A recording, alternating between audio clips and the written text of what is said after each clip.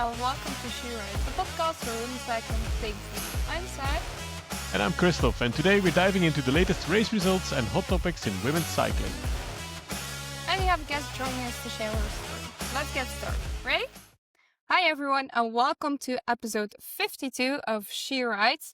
After a bit of a track intermezzo we had on She Rides, we're back in the very dull winter with now just one cyclocross a week due to the World Cup happening. So in terms of latest news, it's not super exciting. So we thought, of course, we need to have a very exciting guest. Hi, Paula.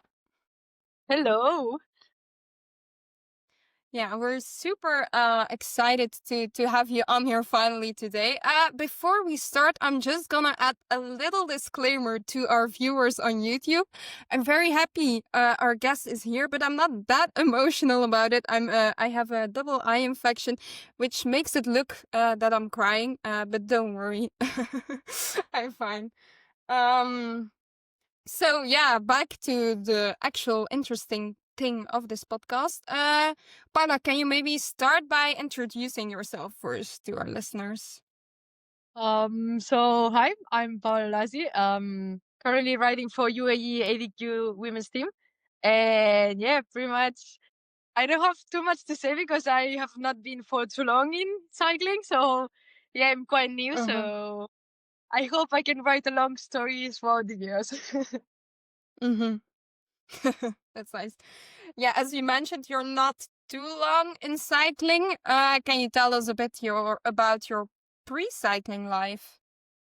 So yeah, I would say sports has always been on my life. I started doing basketball at school, then I stopped. I quit because of an injury, and I started doing track and field, like 800 and 1500, because of my brother. He was doing it. So I said, brothers always copy one each other. So I said, I want to do what he's doing. So yeah, I got into track and field. Then I got injured again, and I started university. And I said, okay, I want just one break, 1 year where I just stopped full gas competing because on track and field I was really focused. So I said, let's play football and rugby. So that's what I did for 1 year. But then I missed like discipline lifestyle. So I said, okay, let's get back to some more individual sports where they require more like physical and mental discipline. So I said, let's not do running because I get injured, but I do triathlon. And yeah, actually last year in March, I got injured again. And I said, okay, while you are injured during the winter season that I was trying for duathlon, the Spanish national championship, said, okay, let's try and do some bike races. And then I discovered a little bit the cycling world, and I said, wow, I like it. So here I am. Yeah, you have quite a story in trying out different sports. Do you have like, if you could choose now, and it can be cycling, like a favorite one, or? I mean, I would keep on running because I do actually still run throughout the season. So I would say this is the most important part of me. Like I always told to every coach I need to have is, okay, I am a cyclist now, but I consider myself just a general athlete. So for me, it's important. Like I keep my head healthy and I do what I really feel like. I love cycling, but I think I need this balance also of running, like more impact, more freedom, and just I Mm-hmm. always say there is no better feeling of running fast and running easy. So I don't want to miss it. Mm-hmm. So yeah, as you mentioned, you were kind of looking for more like a sport where you needed a bit more discipline, and then you started doing duathlon. What did it teach you, like the lifestyle and training wise? Yeah, for sure. Having a good plan, it's super important because when I was doing duathlon, it required, I would say, even more hours than cycling because you do two disciplines in summer free with the swimming. And I was also studying and working as a coach. So it was kind of like a busy life. So I really needed to focus on every day. I woke up and I had like a clear schedule where I knew, like I had maybe 1 minute of transfer in between activities, let's say study or just training. So I learned how to really plan my week and not really waste time because then I had some friends, they were only studying. And I don't have time for the homework. And I'm like, come on, yeah, you do have, but you just need to plan. So yeah, I think this is something I keep it up, and now it's super easy Mm-hmm. for me to just get the sessions done and just try to balance it with the outside cycling life, because I really like to plan Mm-hmm. myself and just have a clear focus. Yeah. Um.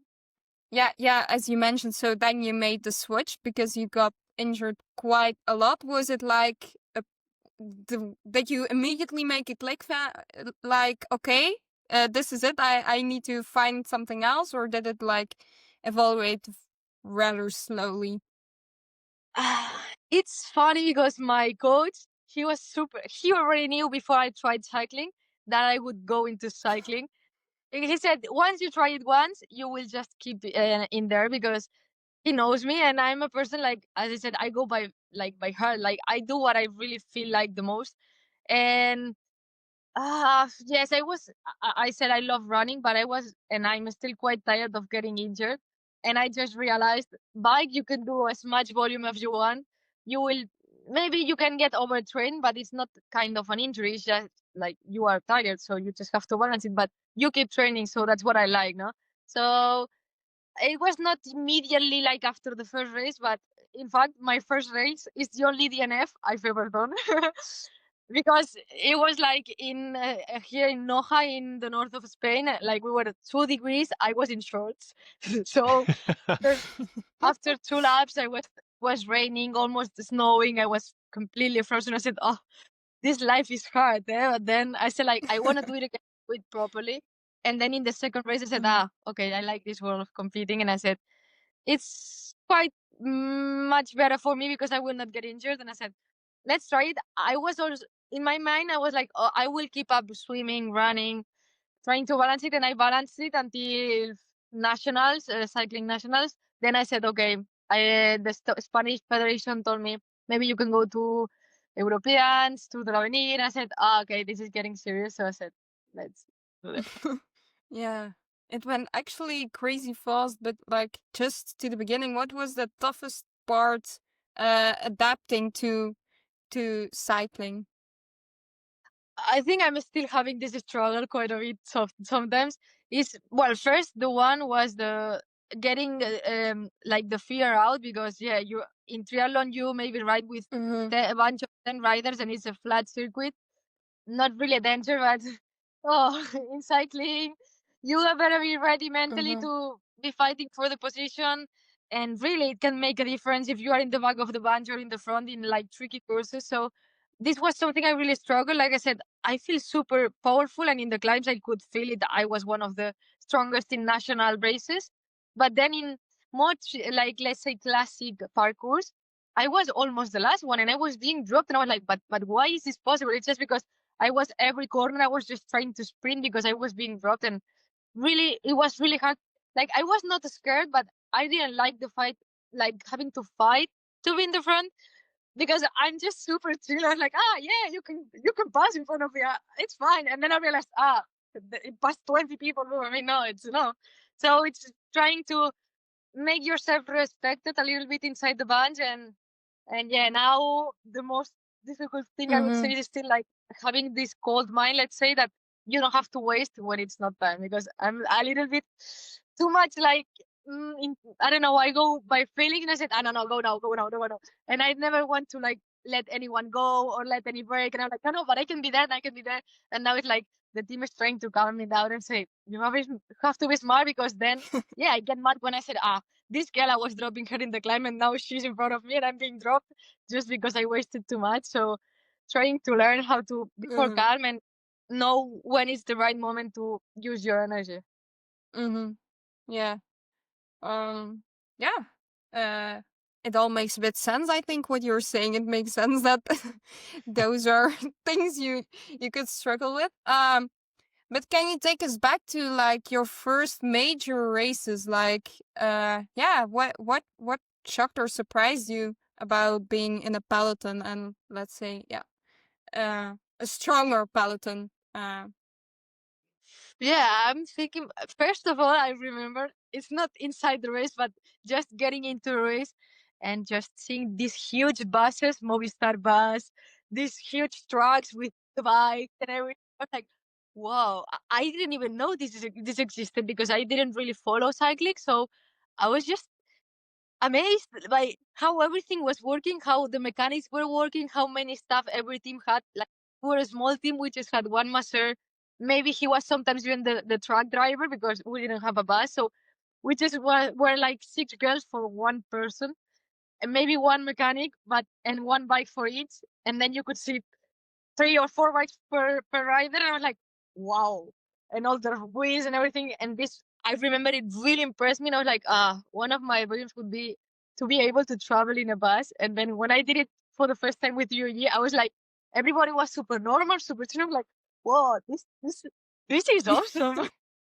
And then I would say in the race, just how fast, and then how you realize how much you need to work. It's never easy, anything. Like, even one more position, if you are the 21st and you want to be the 20th, it's like a super huge effort. Like, you realize how strong the girls are, and it doesn't look like this in the TV. So it's like a Mm. really shocking reality that you need to, like, lay down a little bit your expectation. Like, okay, you're not the best. Just try to learn and it be, I don't know, getting better. Yeah, so sounds like little Paula in the candy shop. Literally. Uh, the first race, I think it was in Worlds, like this really, really major race was in Switzerland next, like last year in the World Championship. So under 23 and elite, we were together. And I remember being in the back of the peloton. I saw Lotte Kopecky in one side, Bollering in the other. It was my first time racing. I was like, whoa, whoa. And I was even dropped because I was just looking at them like, what? What? Master class, you know? So I was like, okay, focus, focus. That's just brilliant. The new kid on the block. Oh, great. And actually, Paula, you went very fast from a club team to a World Tour team, just in under a year. Let's say. What do you think explains that rise the most? Did you get noticed and picked up very quickly by UAE or? Actually, UAE, they were one of the last teams they approached to me. I had some more national offers and like contacts, but then I was in between, let's say, 2 or 3 teams. And then it was after World Championship, so my season was over. And then no, right before World Championship, and they came. So and I was like, I forgot. I easily forgot about them, and I was like, yeah, UAE for me, it's the biggest team. So I didn't really think about too much, and I said, yeah, yeah, let's go. And even more because it was, let's say, a team that could offer me like a development plan and a development team. Mhm. So I think it was something I was really like key on because, yeah, I just, you said just half, merely half year in the cycling world. I was not ready to race as a leader, like, not even as a domestic because I didn't know how to do it. So this plan of developing, not having that pressure, being able to do world Tour races, but not with the pressure you're supposed to have in the World Tour. It was like the good combo. Hmm. Yeah, Mm. great for your development. And for you personally, Paula, what was the biggest adjustments beside of acting to do normal and acting not to be starstruck when stepping up to a World Tour team like UAE? But I think people sometimes don't realize how many things, like, it's crazy the amount of things you need to learn in such a small period of time.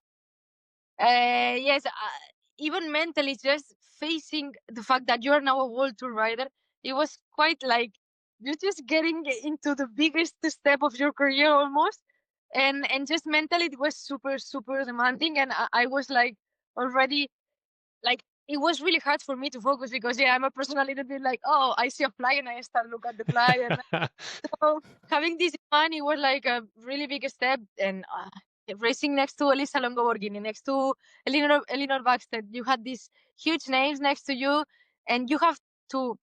They were now expecting you to deliver some result and some work in the races.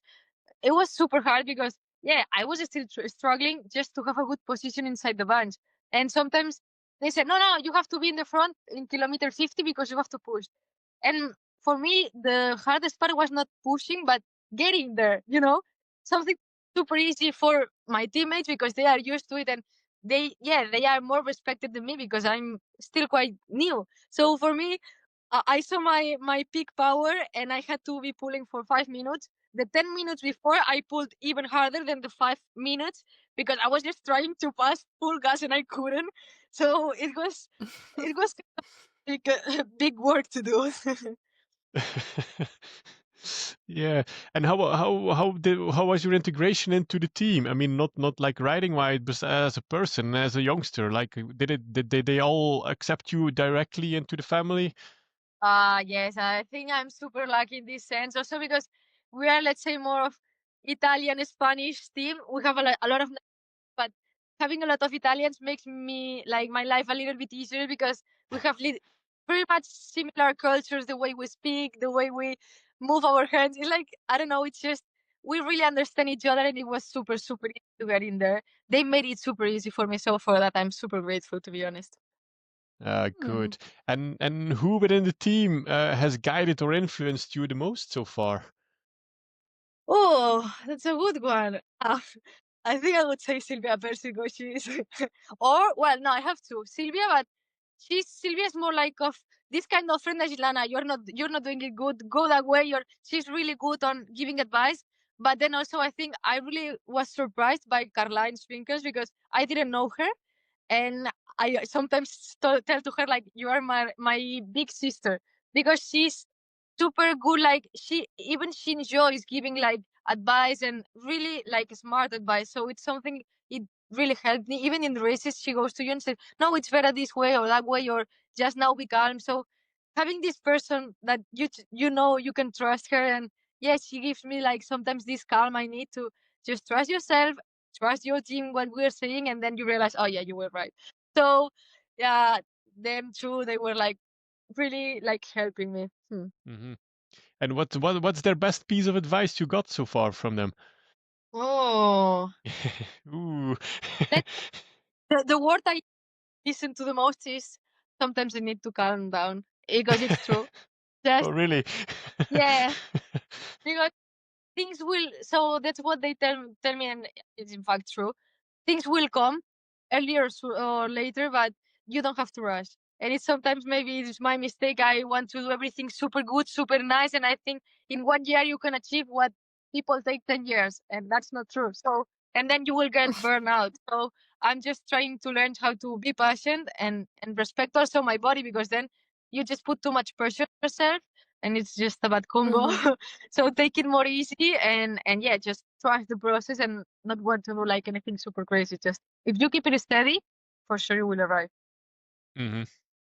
That's good advice, I think. You're only 22 years old, Paula. You said that it was your first full year in the World Tour, so Yeah. relax. You did pretty I, well already.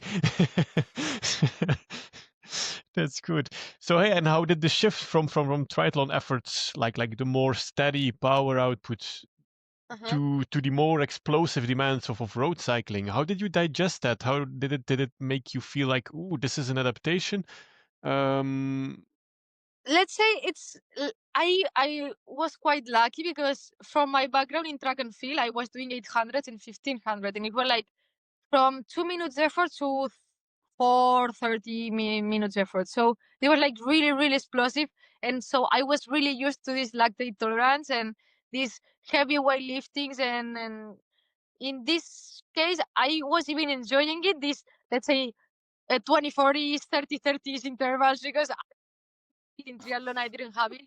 So yeah, of course, the first two, 3 times I was like, oh, I don't remember how it feels like getting dizzy after some intervals but yeah, I think I got used to it pretty easy. In fact, I think that the thing that really got like the most tiring of me, it was maybe 15, 20 minutes efforts and being able to get the right amount of power.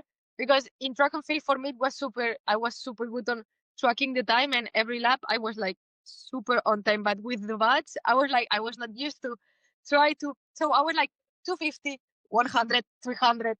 So I was like just try to get it steady and this was quite a little bit hard, but now I'm getting better. yeah, for sure. And then what specific things did you have to improve regarding bike handling when you first committed to cycling? Because yeah, like you said, you just ride in a bunch of like 10 Mhm. people in triathlon, but then yeah, well, a little bit more in cycling. Yeah, to be honest, in skills wise, I would say, I don't know if it's good.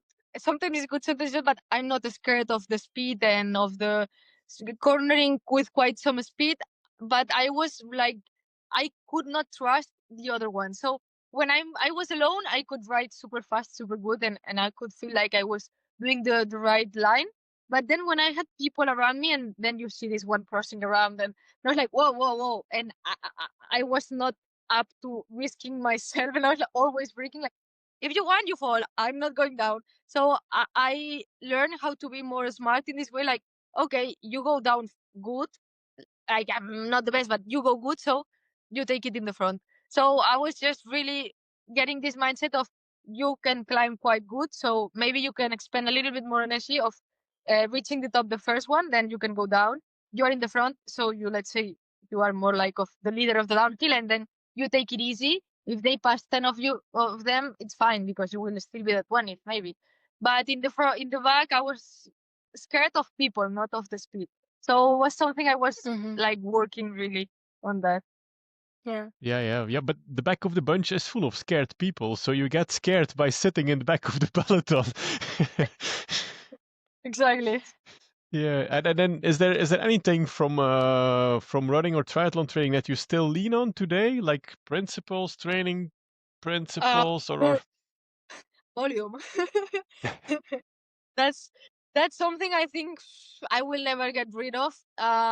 First of all, I would say yes. I of course I needed to get the volume a little bit down because if you're just doing one discipline, you don't need that much volume. But it's just the fact that I love riding outside and just training. So I just don't do it because, yeah, of course you want to get stronger and faster and everything. But I always tell to my coach, like, it's something I need. I need those hours because I enjoy it, and that makes me happy. So it's something that I get from triathlon that you get used to just focusing. You can spend one whole day just training, but it's like people might say, yeah, like you're crazy. You didn't need time.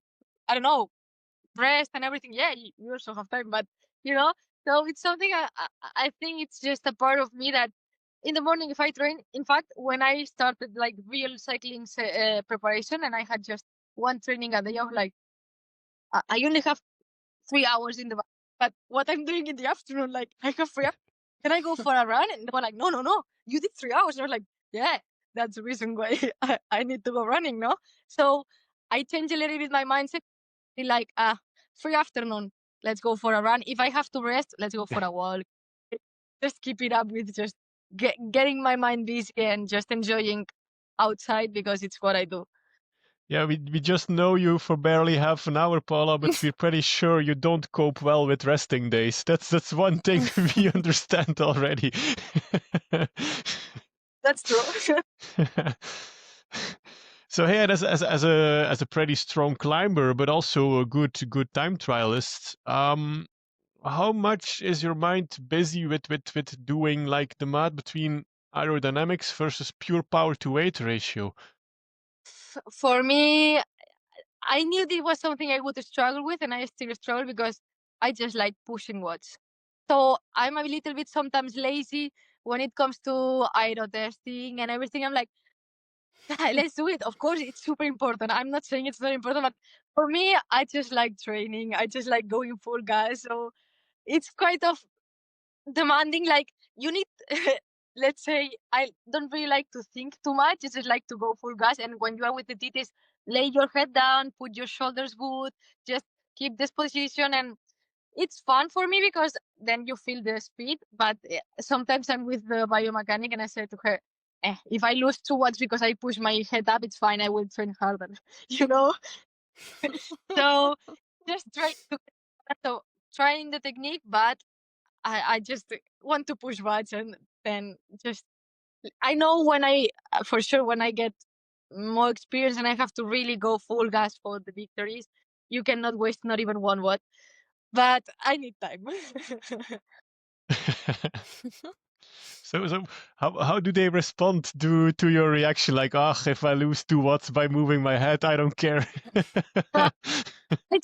They already know me. They're like, be in silence and follow what we say. And I'm like, okay. I always say, okay, I go. So All right. And then how do you use your data, your power, heart rate, and then everything whatnot that's available today? Do you use it like are you a data cruncher, or do you do it more compared to the past, or are you just like, coach, your problem? let's say, okay, I have one, let's say, mistake I do. Well, it's not a mistake, but I'm really bad at following the plan sometimes. So if I feel and I have 250 intervals and I can do 270, I will go for that. As long as I can get all the intervals done in that power. So this is, I'm also learning it now. Maybe 1 year ago was like 10, 20, or even 30 watts above. Now I'm just 5, 10 above. So we're getting closer to the number. but yes, I really like, I'm not super into the data, but most of the time when I finish training, I go to Training Peaks and say, oh, I compare it with other trainings I did. Also, I feel like from running, I'm a person like really likes to go by feeling. So if it's not like a specific training intervals, maybe this 5 hour zone too, I really just look at the heart rate a little bit, but go by feelings. And usually I'm quite on the range, because I think it's super important that you also, I feel we are losing it quite a lot. The fact of just going by feeling, you have to understand your body. And in the TT, sometimes, even in Burgos, that it was one of my best TT performances. I was 12th, I think, or 11th. I was like super surprised. I didn't have the watts or even the GPS. It was not working my Wahoo, and I went by feelings. And I realized I have like I know a lot of people, they are not able to do that because they are super immersed in the data, and we're losing this human part of, not even the coach will know how you will feel in the race. So you need to know yourself and maybe push 10 watts less or even 10 watts more if you're feeling good. And this is something we're losing, and I just want to keep it because I think it's quite important. Mhm. Yeah, very good point you make, Paula. That's a Thank very you. interesting take, especially for a young rider like you. Yeah, really. But because you can be a perfect pacer on your power meter, and then your power meter dies halfway of your time trial. What are you gonna do? Panic? Stop riding? I mean, No, you need to continue. Yeah. but in the middle of like a really important stage, the power meter, she was the leader and her power meter was broken. She went to the car and stopped, and she lost the race there. And I was like, Yeah. why? Just keep going. I give you my power, whatever, what you need, but go.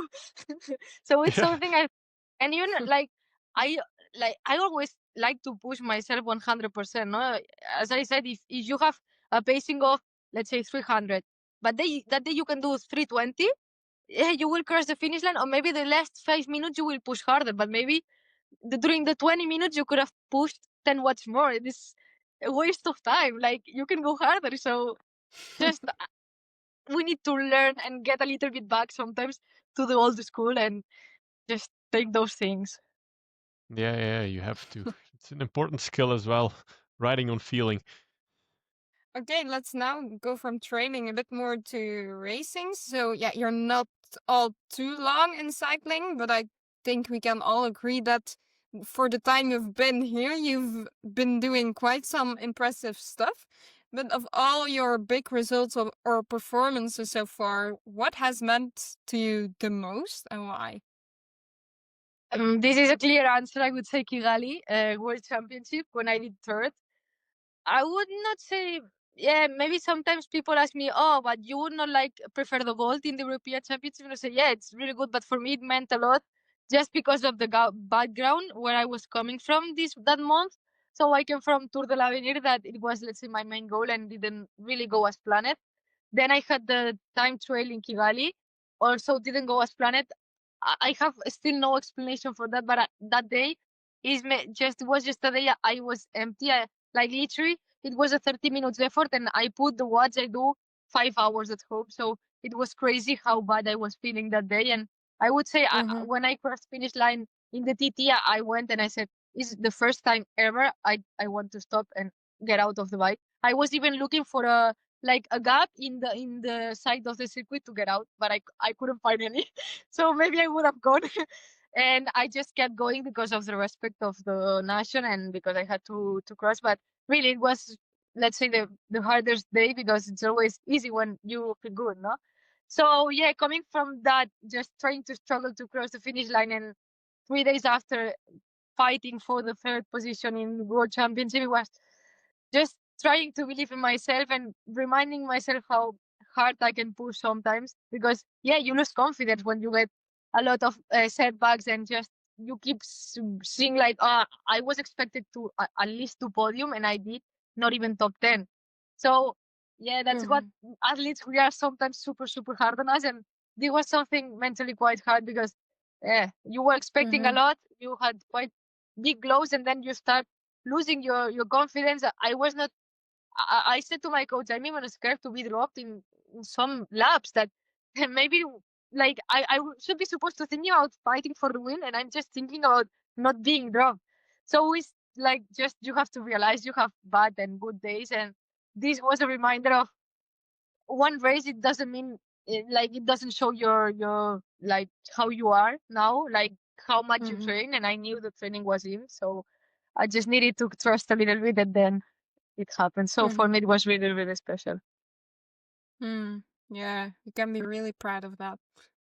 Well, then something, yeah, like we've mentioned and you've mentioned, climbing is quite a big talent of you. Do you feel like it always, like the talent like for climbing was always there, or did it like just evolve gradually, or? Yes, I would say it was.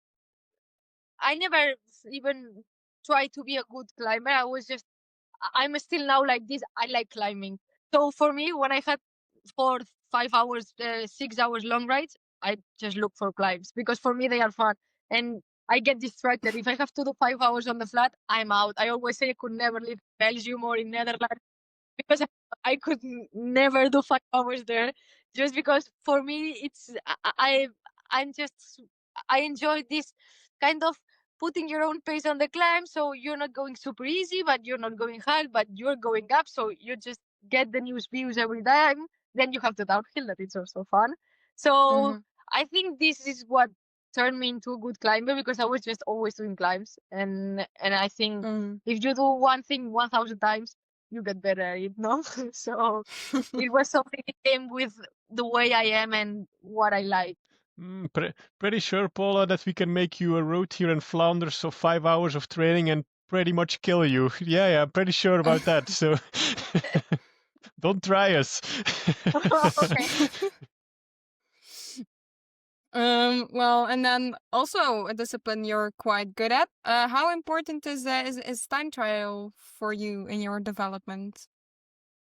I would say it's getting more and more and more important.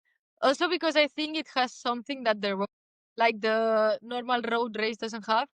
And it's the fact that you are against yourself and there is nothing else that matters. So I like the fact of just being on this point of really suffering. You are just 10 minutes in, and I'm really good at thinking that if you're hurting, they are hurting even more. So I love this mental game of just keep pushing, and if you know, like, just make it hard in the way of you're just against yourself.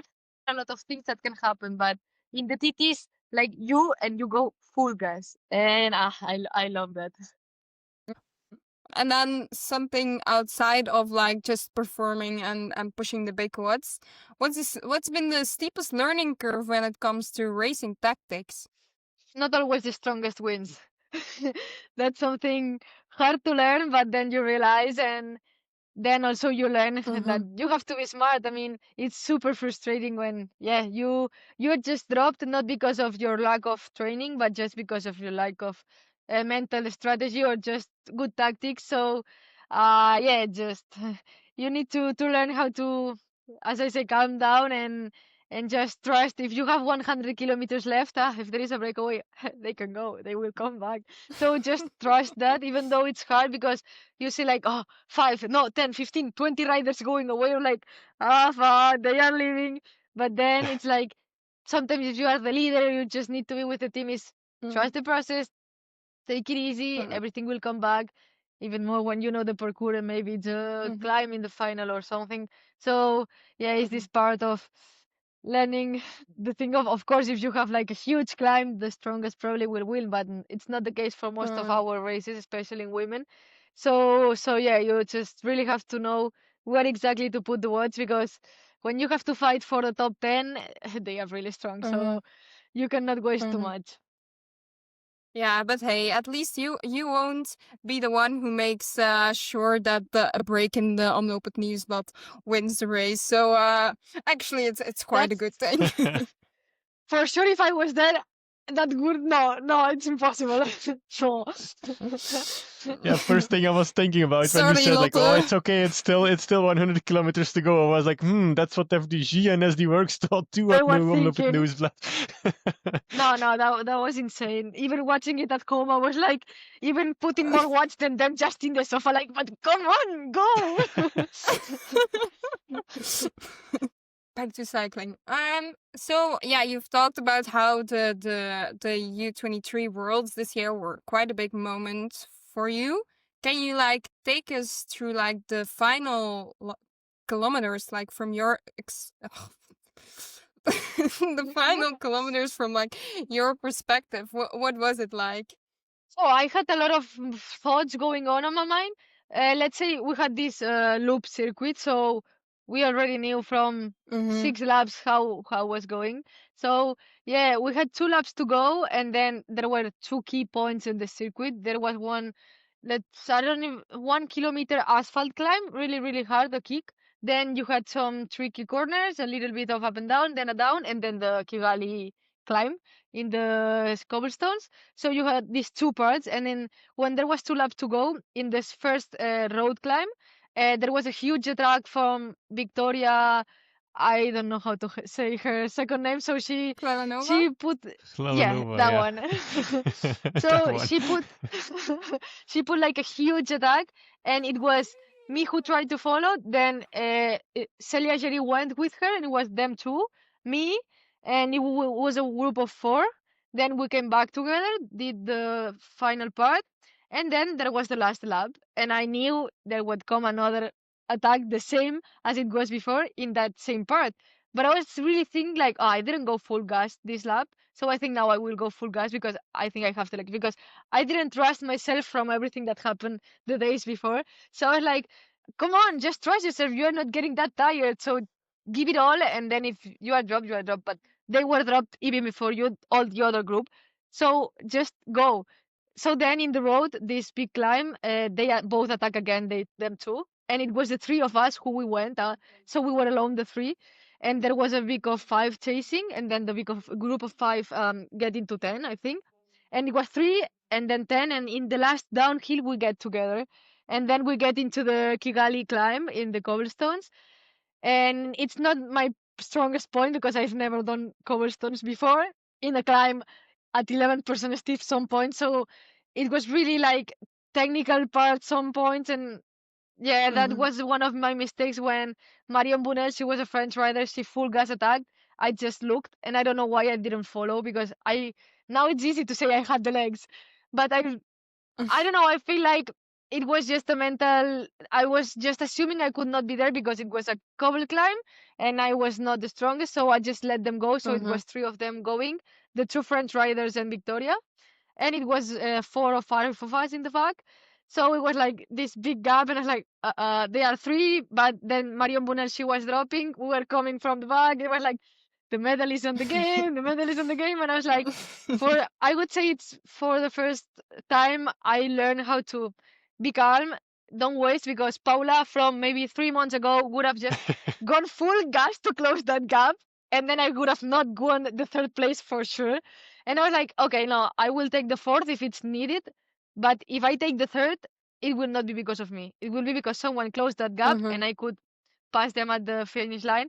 That's I was lucky because sometimes nobody wants to do that, but then Eleonora Mm-hmm. Ciavocco, the Italian rider, she said she started pulling full gas. And I'm not sure if she knew I was in her wheel because everybody was dropped but me. So it was just the final 20 minutes, 20 meters. I don't know where I got this sprint power because I'm not usually super punchy.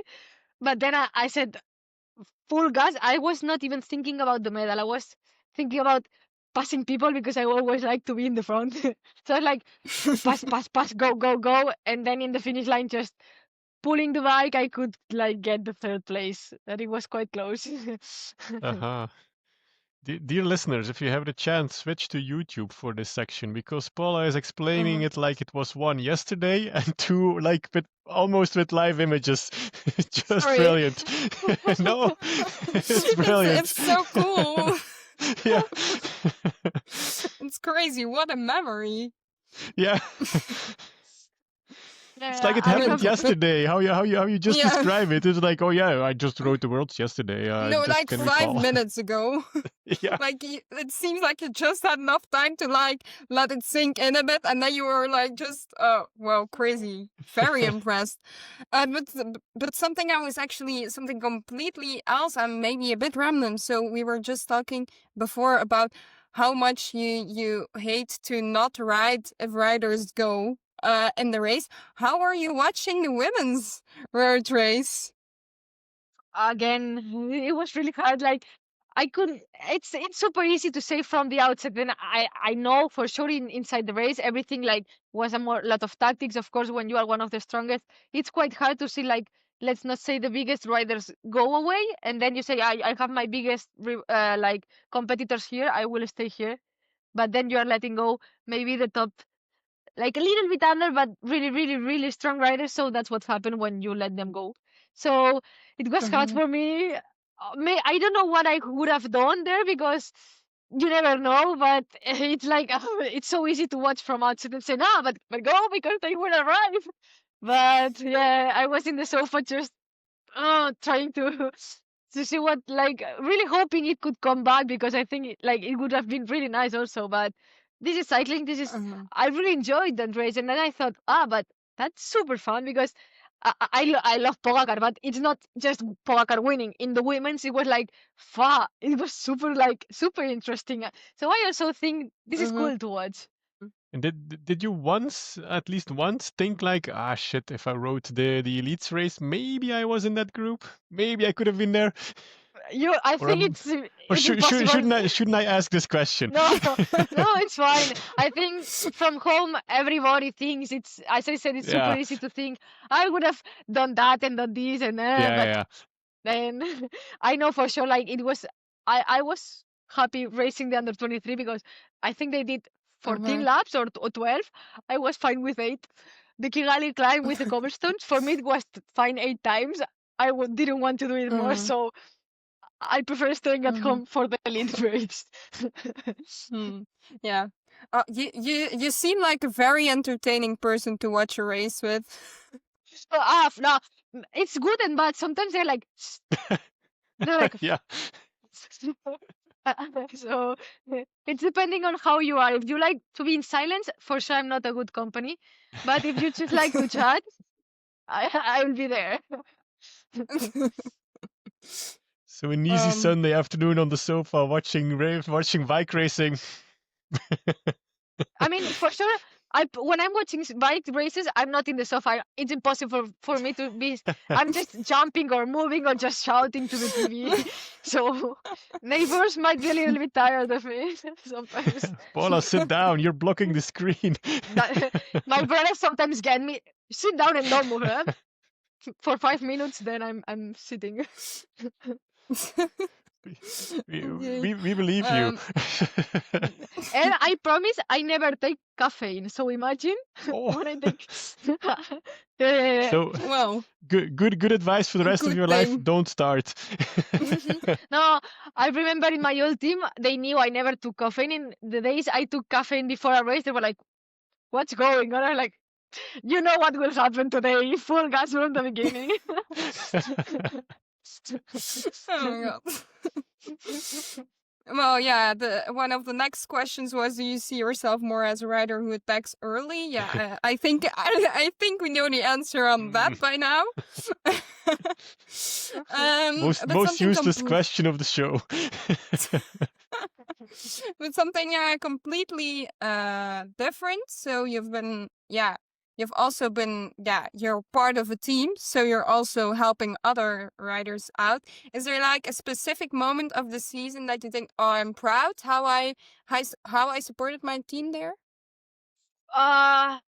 Yes, well, I didn't have too many options to like fully commit into work. Like, yeah, you have maybe I was more of a person who really had to work at the beginning of the race, so it was kind of more easier in the terms of you don't have that much responsibility because you have just to control the breakaways. But I remember the first race I did with Elisa Longoborghini that it's still new for me, and having this big name next to you and even having the responsibility to deliver, you don't have to do the final attack, but if you have to be there, it's already something that you the race maybe will depend on you. In Vuelta a Burgos, I remember I was really struggling because I came from quite a lot of races. I was super tired. And I remember this day that it was like a really small kick. The kilometers before the kick, we tried to do some echelon. So we were fired because we didn't get it, but we were dead. We were just full dead because we went full gas for the echelon. It didn't work. But of course, just trying to start a one, it's super, super demanding. So then I remember I was supposed to be the last wheel before Elisa attacked. And I remember it was just 2 kilometers climb, and Brody was in like before me, and then we started the climb. I was the last in the group because it was impossible for me to pass, and I was like, no, no, no. And then I suddenly hear like, Paula, we need you. And I'm like, I have 30 race riders in the front. So I remember I went through the gravel part outside of the road because I couldn't pass. There was no, I had a penalty afterwards, but I didn't care. I had to be there. And it was perfect because when Brody moved, she didn't see me, but she moved because she was like done. I suddenly appeared from the outside of the road, went in front of Elisa and attacked, tried to put a huge pace for her, but I saw that 5 minutes before I had to be pulling, I did my PR. So I was super fucked, but I was like, let's say proud. I managed to get there, and then I learned how important it is to be there in time because I really, I was like super, super like anxious, like, no, no, no, I will not make it, I will not make it. And I remember my mom sending me a picture from the sofa, like, why did you come from the outside of the road? Like, don't ask. I just did it. Don't tell the UCI. Shut up. I was like, get out of this, get rid of this picture now. But yeah, Put the I camera tried. down. UCI saw it and I got a penalty, but it's fine. It was worth it for the team. The UCI does worse things. Yeah. That's true. So I'm doing it again, dropping it in every episode. Your decisions suck. Anyways, that's true. Are you as enthusiastic as this whole podcast for cyclocross as well, or just a discipline to kill time till more road racing? Do you want me the formal answer or the real answer? What I think. Real answer. Yeah. So what I say is that I just do it because I need to learn maybe a little more of technique. If I do some Ardens or some classics for Strade someday, but for sure I like to compete, and in the future, like in a year's view. But yeah, I would like to be also a good cyclocross rider. So of course now I cannot even expect to be racing in a World Cup because I have not the level, but I'm 22. I think I still have a lot of time to develop and to learn. And for sure, the off season is not good for me. I don't like it. I'm bored and I want to race. So I think it's a perfect moment. Everything is good enough. So I have a good excuse to do cyclocross. And this year I will just take it easy. Just do. Next week I will do 2 more races, and then in January the last race, the national championship. And this will be done because then I have races. But for sure, I want to keep it a little bit year by year. Like now we do one World Cup, then we do two. And if one point I feel like super competitive, why not trying to go for the big goals? Yeah. Always dream big. But now to the real cyclocross action. Actually, we had our first World Cup again behind paywall. disappointing. The juniors were not behind paywall. Well, that's something. And then you read like an article of the boss of Flanders Classic saying, "Yeah, we don't need to analyze like our normal numbers. Like it's different when they're paying for it." And I'm like, "Oh my god, don't be so shitty." So it's so weird because like this winter I have not seen that much cyclocross. You almost need to go to a race to actually be able to see something. So I still find it quite disappointing. But what we did see afterwards is that, surprise, surprise, you really did not need to watch for it. Lucinda Brandt won the race. Another fact that was quite nice is Shirin van Andel is back in the field. Of course, she had that surgery, so she needed to start very far back, but she managed to finish 16th, 16. 1-6. Then then we had Fleur Moos back in the field as well on 15. And then Casasola also back. She was like kind of like probably not the right name for it, but some kind of scarf before her face because her lungs were still sensitive from the infection she had. Inge van der Heijden on 3. Leonie Bentveld, nice result on 4. And then in the home country, Zimanova on 6. Next week, it's not even next week. It's this weekend. Is it tomorrow? Maybe tomorrow. Yeah. Anyways, it will probably already have passed when the podcast gets online. But we have another World Cup, Flamanville, which will be skipped by Lucinda Brandt. She said she will be skipping some more cyclocrosses from time to time because her body needs it. Another comeback, Alvarado will be back this weekend. And the sad part about it, I think there's still radio silence on Van Empel. She stopped for a bit, then she would go to Spain, and now we don't really know how she's doing. Might probably be longer than we think. I'm pretty Hopefully sure. everything is all right. I think that's the main thing. After all, it's not that important cycling. No. says the host of a cycling podcast that goes on every week. But the junior race in Tabor was an exciting one, by the way, Saar. Yeah, tell us about it. Yeah. You had world champion Lise Revol from France against the European champion Karolina Bukovska from Czech Republic. And Lise Revol really started furious and very fast, and then you saw like Bukovska like really doing everything and trying everything to get back to Lise Revol. She finally made it, and she won for her home crowd. So it was a really nice battle one-on-one between the two juniors. Yeah. So if you want to see free racing, free cyclocross, and exciting cyclocross, watch the junior racing. Well, that's actually a very good idea. Yeah, very fun race. Well, then I can also tell you something about obviously one of the biggest highlights of the whole winter. Lotte Kopecky was racing.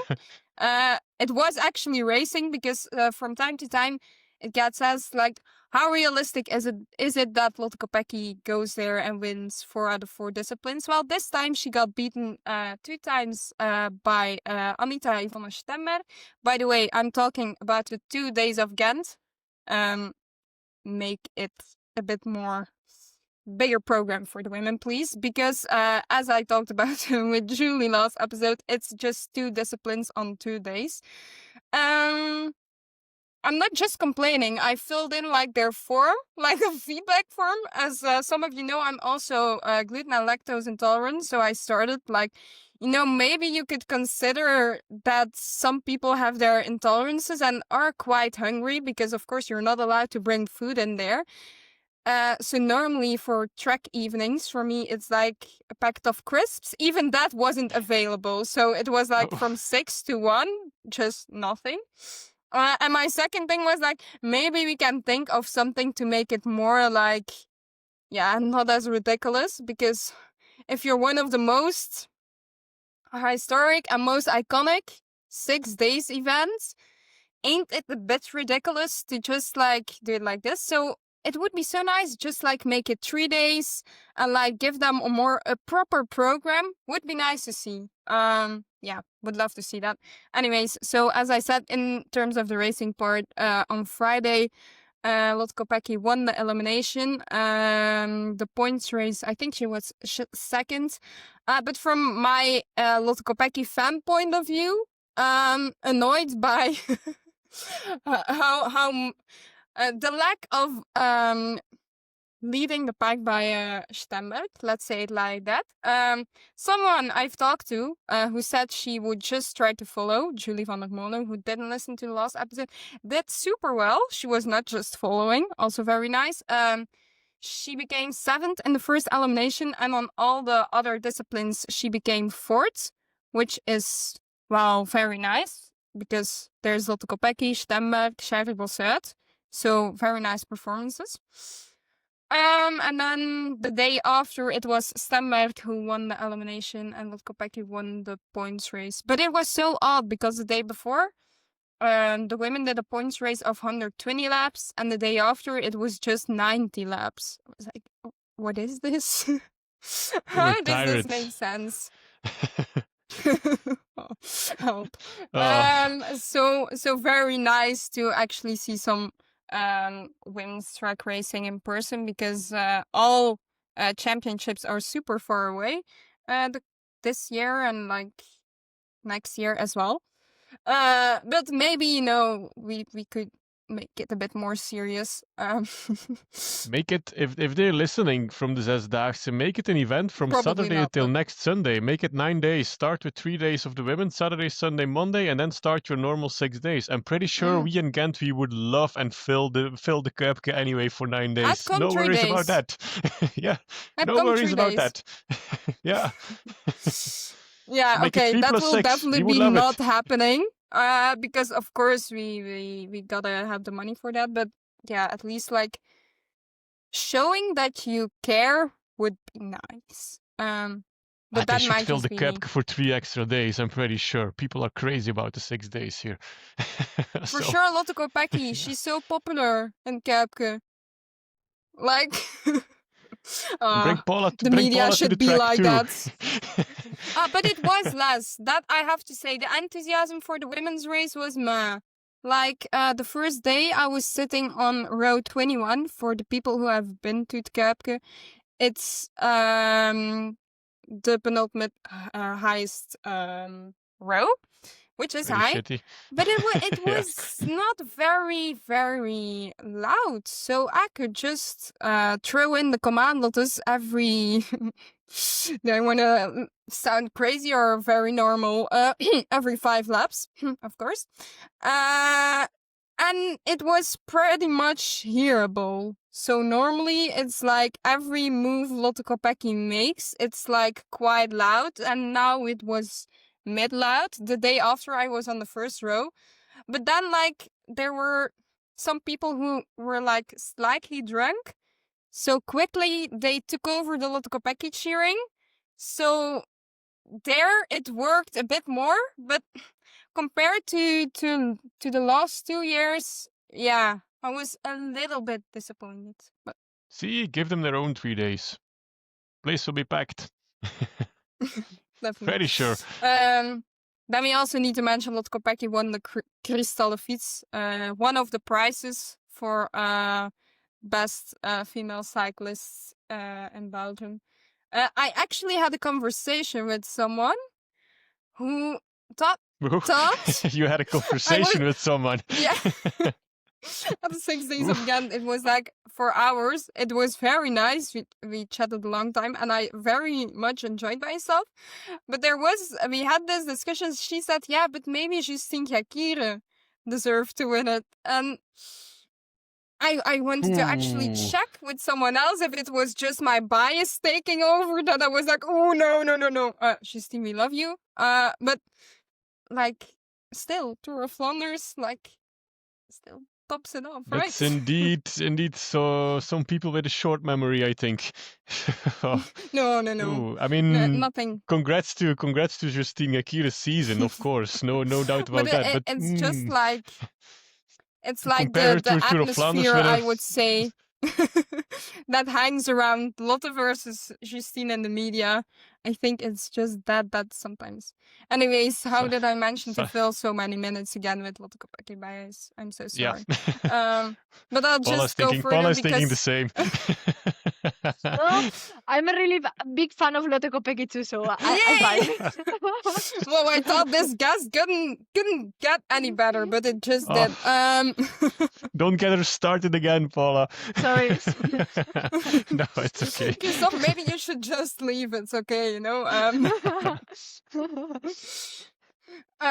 But no, it's good news. It's only 3 more months till the Omloop Nieuwsblad starts. Yeah. Another chance for Kepke to up their game and make the support for the women a bit louder. Don't leave after the men. Kepke is always nice for the team presentation. Yeah, it got better, but I was there 1 year where it really depends. And last year they also had the bad luck that Lotte Kopecky wasn't racing, so but I think this year she will, if everything goes right. So there's no excuses anymore. Will you be trying any Flemish classics next season, Paula? That's not up to me. You don't. If I could, I would definitely love, because I think you need to get this experience. I'm young and I want to really be a rounded cyclist and be able to fight also for some classics there and some monuments. So yes, I will love, of course. I will not be able to deliver nothing but just to learn there and to work for the team. But then it's up to the team if I can go. Yeah. We need you at least once in Tour of Flanders, because you think you ride 5 hours on the flat here in Flanders. That is not true. Then I will regret my words for sure. Yeah. The day you start, you will regret. I mean, I will be happy because I will have climbed, so. Oh. Then I would say we go to transfers. Not that there's much happening. Of course, is it 2 weeks ago already? I don't know. We had Mieke Doks' transfer announced to DAS. Still fucking shit move of Lotto for leaving her without a contract. That's completely but good that she found a contract. Then I think stay rent free this week, Saar. I've talked too much about it. We we have what can I tell you? Seneca. So after Brit Knaven is also going to DD Group. I'm saving the best for last, I think. CJ O'Shea has 2 new ones. Charlotte Bratton, she's back actually, and Caroline Kops. And then actually basically As He Works is like doing the same thing I think last year, although it's maybe a bit more obvious one. But they surprise us again with a surprising transfer. Valentina Calaya is going to As He Works from next year. She came from Arkea. And she had some quite nice climbing results. They also mentioned As He Works, I think a couple of months ago, that they were looking for some climbers, but there were not too much riders on the market. So here they find someone. So will be exciting to see. It's just the trend of last year, I think, a bit of more odd transfers. I'm excited to see if they follow some more. Yeah, I think it's a nice transfer, but it's yeah. Yeah. Sta jij stil? Pro cycling stats app. Yeah. That's pro cycling stats, yeah. It's a nice transfer, but I'm still thinking with SD Works like she's not a finisher. She's not the Grand Tour rider. And Anne van der Breggen, with all due respect, she's still good for top 5, but she's maybe not gonna win a Grand Tour either. So yeah, I mean, and Lotte doesn't want it anymore next year. So Not sure. I Yeah. mean, what direction do they want to go? Classics. Yeah, or They have Hmm? Lorena. Lot of shit. They have Lorena. They have Lotte in a good shape. Yeah. Okay, If as she's long in as a you have good shape, Wiebes, as long as you have Wiebes, you have enough VCI points to Bredewold, fill 5 teams. Van der But yeah. Breggen in the classics as But I well. mean, Okay, Grand Tours. but when they say like we need a climbing profile, but like, yeah, what for? Like, I mean, I don't know, but yeah, makes it interesting. SD works every time. That's cool. Stay this way, SD works. But it's a nice transfer. This was Don't get me not wrong. the direction I was going to. No, it's okay. Oh yes. No. It's a great addition. Don't get me wrong. I'm wondering if it's a we're good still transfer. waiting for the Yara Kastelein to as the works announcement of, or if it really Yeah. was such a shitty move. I don't She know signed what her would be contract best, before that sprint, I actually. think. Not sure what would be best. She's for sure not signing with Little Track, that I'm sure. Which something else about transfers, I don't think Phoenix has a lot of riders. Yeah, we don't even need to start about Lotto, who has 0 riders for the moment with a contract. Charlotte But Cole. I also Phoenix has Charlotte Cole, but they have 8 riders now for their 2026 team, which is not enough. No, not nearly, because they have to ride every World Tour race from next Yeah. season. So 8 is a little bit thin. Yeah, we need to watch out, I think, for some transfers for Lotto and Phoenix. Bring Lotte Klaas to Phoenix. Come on. Yeah, that would be nice. Man, we're waiting for the transfer announcement of Lotte Klaas. Jesus. Yeah, it's taking too long, guys. Exactly. It's not nice anymore. We're less than 100 days before Omloop het Nieuwsblad. Come on, announce her.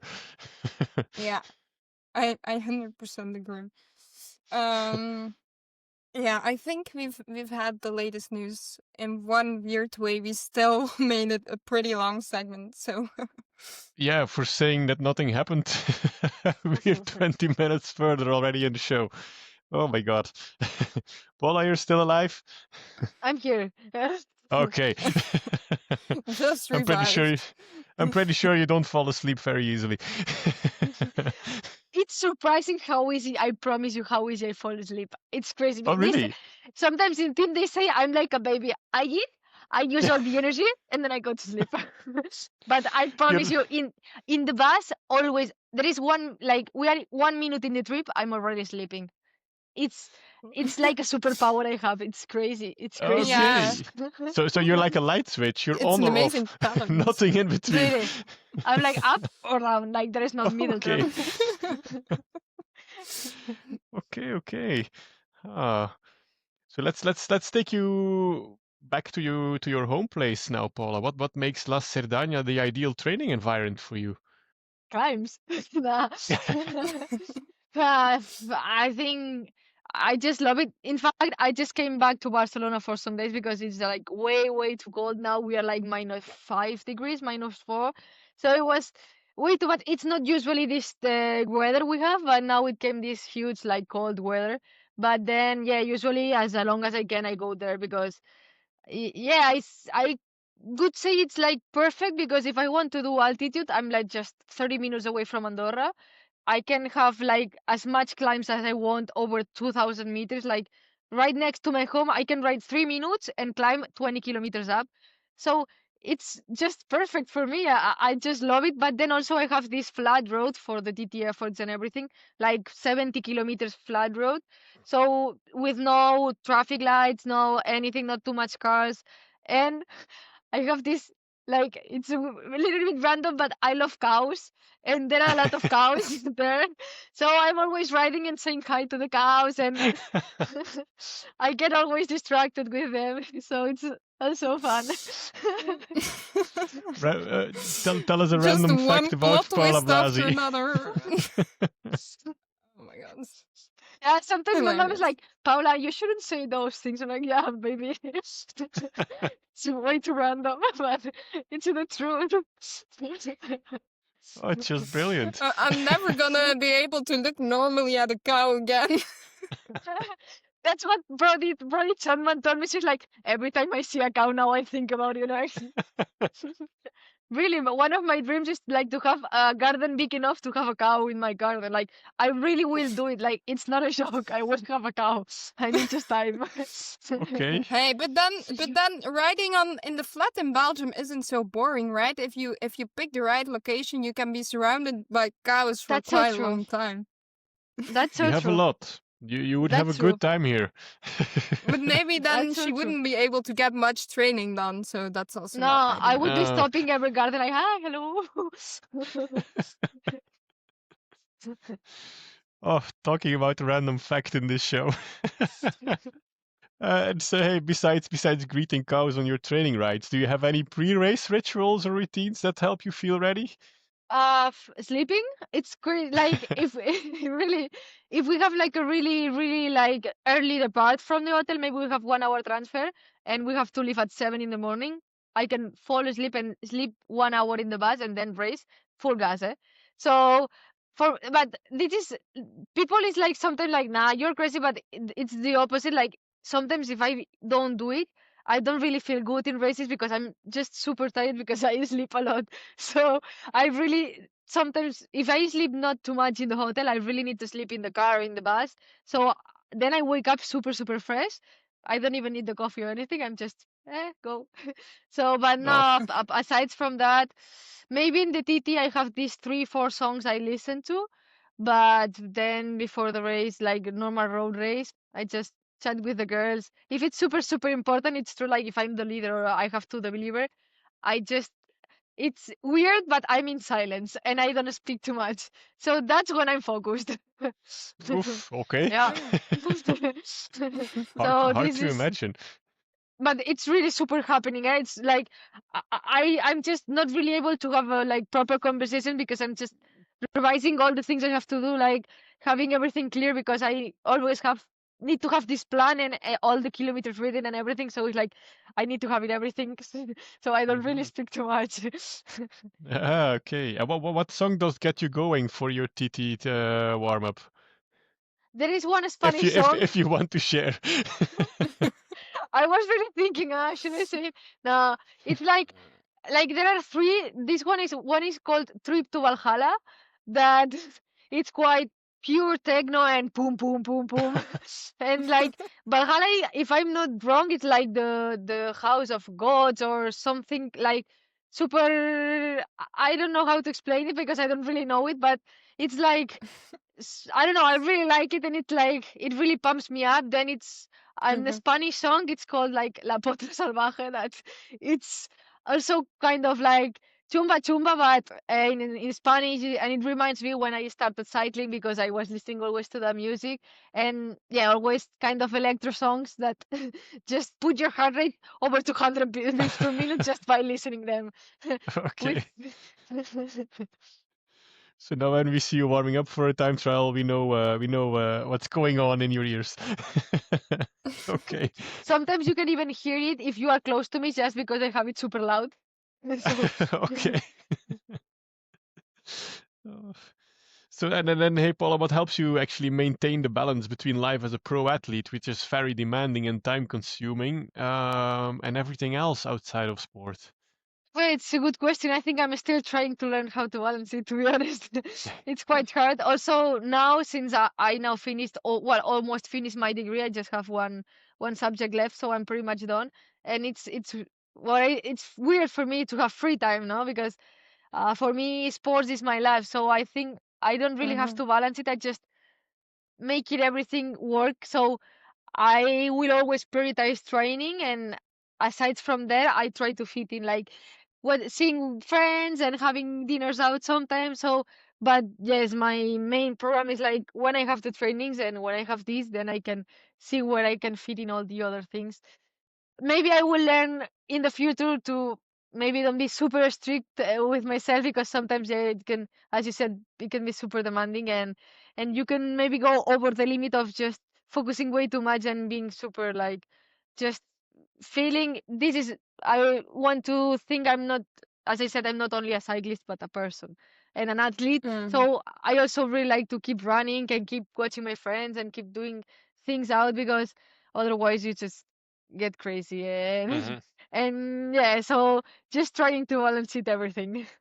Yeah, because then maybe one day comes and you get injured for quite some time, and then you are there without the bike, and then getting completely crazy because you have nothing to do. Yes, but I always find out the way. I go to swimming, I go to Okay. whatever. So I always have to. I always find out. But yes, for sure, you also need some time off. With my mom in the off season, I said we go to Italy. I don't take the bike, so because I cannot be at home with the bike and not take it. So I said I need to go far away from her for some days. So bike at home, me in another country. So your mom was probably, Paula, you're sick. Yeah, she was like, nah, I was going for a run every second Okay. day, maybe because I wanted to take it easy. But my mom was Okay. like, oh, I'm proud of you. I'm getting older. Yeah, I was gonna ask what hobbies do you have besides cycling and greeting cows, but I guess anything that keeps you busy and moving, I think, if we understand quite But correctly. no, but I can give you, like, yes, of course, like, it's really hard for me to have a hobby that I'm inside at home sitting down, but I really love reading, so it's something like really gets my mind distracted. Sometimes I'm reading while I'm hiking because I like to walk. That's But more what we can imagine, yeah. yeah, but no, but then I also really like playing the piano and painting. In fact, I have some. I was right before the call. I was painting some random things, but I really enjoy painting. So it's something that it's like the easiest activity I do, let's say, and it's nice. Ah, great. Keep doing that. It's important. Keep doing what? Everything? It's so cool. Yeah, no, yeah, stuff off the bike. I mean, reading, hiking and reading, greeting cows, painting, whatever. Oh my god. I get back cows. my painting hobby when we had to travel to Kigali, that we had long hours, and I said I need to do something during the travel. So I said let's paint, and from there I said I really like painting, and then I'm keeping it up. So it's good. So how Cool. did it go? In the midst of the plane, you just had your painting stuff with you, or what? Yeah, really? Okay. I had all the colors on my. The person next to me was like, they're like, you're sleeping, go to sleep. But yeah, I had to. You were like, "What's your problem? I'm gonna Yeah, paint." It's like, but he was with his laptop. I was with my colors and everything. Yeah, but when he wanted to go to the toilet, I took like 10 minutes putting everything inside. Sorry, and then he could go because I had to. But yeah, it went by really fast. I can show you one painting I did during Yeah. the because like I have like my diary, so I paint there. First, I did this like I just painted this flat Look at like with the light. I don't know if you Whoa. can see it. It was people. just Yeah. a Whoa. map, and then just It's I was quite good. putting Like quite. It's very good. like Yeah. It's very think about good. it. It was in a plane, but it was in a plane. Maybe it was moving a little bit, and my hand was like, "Oh fuck!" But and then the next one in the way back home, it's more easy and simple. But I did this. I don't know if you can That's see it. pretty But pretty it's all basic, super random, and easy, nice. Paula. Thanks. Jesus, that's nice. Thank you. It's, So It's this is very how I get nice. distracted in the planes. nice. Super cool. Well, after some super cool, interesting random facts, let's try to look ahead a bit to the near and further future. Is there a race or a type of racing you're most focused on in the upcoming season? Yes and no at the same time, because I can have my own ambitions, but it's always Yeah. up to the team, the final decision. If Mhm. I had to speak just for myself, yes, I want to see how I do in Grand Tours for sure. Just to see how my body reacts with long races, like with more than 5-6 days. And apart from that, yes, I think I know a lot of people may say, "Nah, you're crazy. You are not this kind of rider." I would like to do Paris-Roubaix someday. Just I would really love this experience. Maybe I will regret it, probably, but Since when do Spanish people tell us that they want to do voluntarily Paris-Roubaix? We never heard that. surprise. Yeah. But for sure this would be not something I pretend to do for maybe some years to win this race, but just to get experience. Mm, But also, yeah, I would really love to do Strade, to do Amstel, and maybe these kind of races that maybe in the future I could be good at, because yeah, you need mm-hmm. experience. You cannot go as first time and maybe in five Yeah. years do it for the first time and try to win it. So first I Mm-hmm. want to learn, maybe, and then I realize that, oh no, this is not for me, or maybe then I realize like, oh yeah, I can do Mm-hmm. it. So yeah, I would say let's do some classics and also yeah, the grand tours, at least one to see how it is. This thing of 6, 7 days on your legs, and then you have to go up to Col de Madeleine or something Mm-hmm. like that. And then you see how you are. So yeah. Exciting. Well, very yeah, excited. I think you're yourself to get to know what you will be riding next season.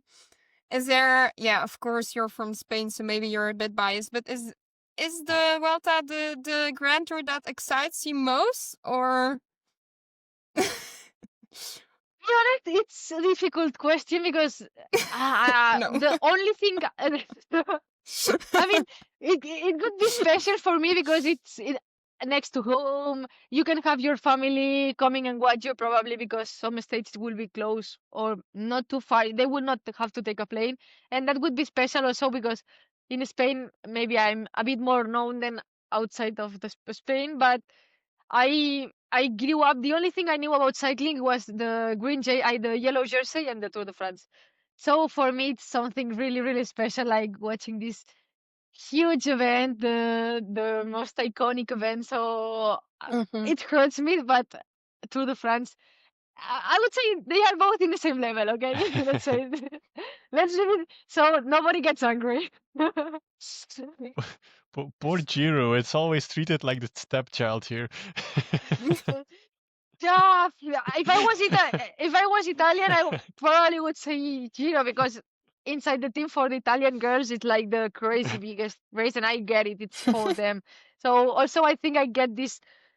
Usually, the Giro is already taken in the team, so I'm already looking for the other races. Yeah, that sounds like a good tactic. You need to adapt. um, is there like a specific area you hope to improve next season of your riding? Yes. I think this year I lost a little bit myself in a sense of the first year in the small team. I was really good at Mm-hmm. 1 hour efforts, but this year I had a little bit of changing coach, changing the methodology a little bit, and I forgot this long efforts thing, and I miss it. I really miss it because I think I was let's at least I was feeling at least confident. I would not say maybe good, but Mm-hmm. I could be there. And now I don't know. I don't feel that more like competent anymore. So I would like to bring it up because I think it's Mm-hmm. myself. Just I'm not training it, and even if you are good, if you don't train it, you lose it. So yeah, get back this 30, 40, 50 minutes efforts that I could really push hard and enjoy it, like really enjoy it, because now there are some races you are 10 minutes into the efforts, you look at your Wahoo and you have like 10 kilometers left and you're like, so I don't like this. I want to get it back and be like, yeah, you're just taking it easy and the last 5Ks maybe you struggle a bit more, but you can be there. So Mm-hmm. yeah, I think I would like to really get this back. Okay, that's nice. And then, yeah, so you've represented your country, not in the elite level yet, but at Euros, at Worlds. How big is like the desire to represent your country within the elite level at like the big championships, Olympics? Easy because in Spain we have Mavi Garcia, we have Mireia Benito, we have Usoa, we have riders like big riders also for Olympics. It's one of my goals, but of course I'm not sure if I will be racing there because yeah, we have some talents in Spain. Like it's not crazy like maybe in Belgium or Netherlands, but we also have a good level. And yes, it will be like a big step also because I'm used in under 23 to be, let's say, more of a clear leader. Like I had Mm-hmm. quite a big role there. In elite, it would not be like that. So it just take it easy and yeah, for sure I want to go there and it will be like super huge proud of just being there with the colors and with the highest level. But just I take it like as it comes, and I think for sure we have a really good group, so it will work out. And it's a For nice sure. kit to race in. Stay in this kit. I love it. The new design. The Yeah. blue Yeah, one, I really. love Yeah, it. it's cool. I love it. Yeah. Damn, it It's super stands cool. out. Finally. Finally, I was going to say. Yes, because I was a bit like I didn't really like the old one. I was like, no, Yeah. please no. And now the new one, even from the back, from behind, I can so easily look at my teammates because it gets like this. In the back is like kind of orange, yellow, red. It's super easy to watch. Like in 1 second, I can spot everyone. So it's super nice, and I love it. Like this kit, I for sure will keep it with me. The other one is out already, but this Yeah, one, yeah. great design. I don't know what went wrong with the Spanish Federation to decide this nice of a kit. No, for sure. When they told me we will have a new one, I was like, oh dear, let's see what it goes. Then I was surprised. It was really good. I'm really surprised. Yeah. And it even the is white nice. one, but because we have a white one, like the blue one is the one we use, and the white one I used it for Tour de l'Avenir for the national champion, and it was also really nice. So super good. Yeah. Um.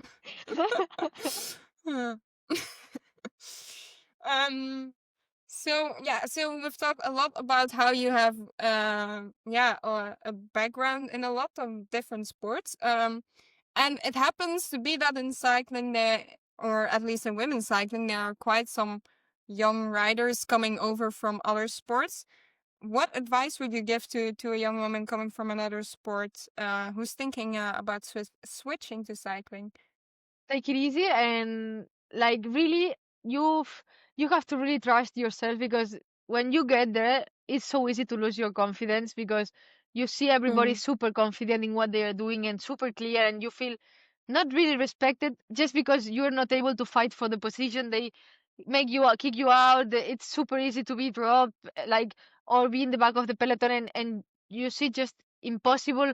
You think it's just impossible to be in the front, but you just go race by race and get this trust and this confidence on yourself, and just think like, if they are doing it, I can do it. So just trust the process, and it's easy, even hard. It's easy for me to say, but it's hard even for me to believe it, because when you are there, you just like, no, it will not happen.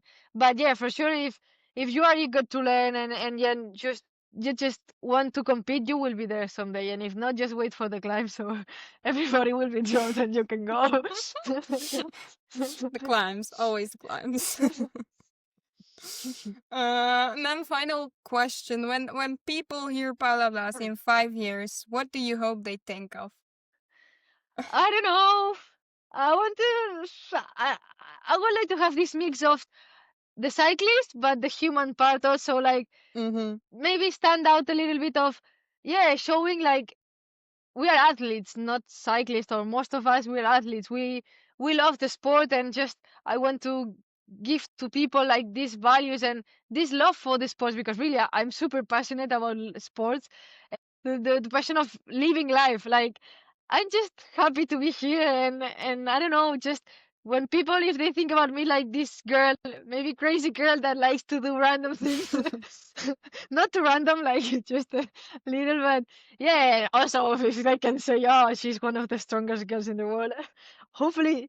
But this is something we will know with the future, and it's not something I'm really super obsessed with. I want to be the best version of myself, and every year be pushing a little bit harder and harder and harder. So yeah, that's it. Yeah.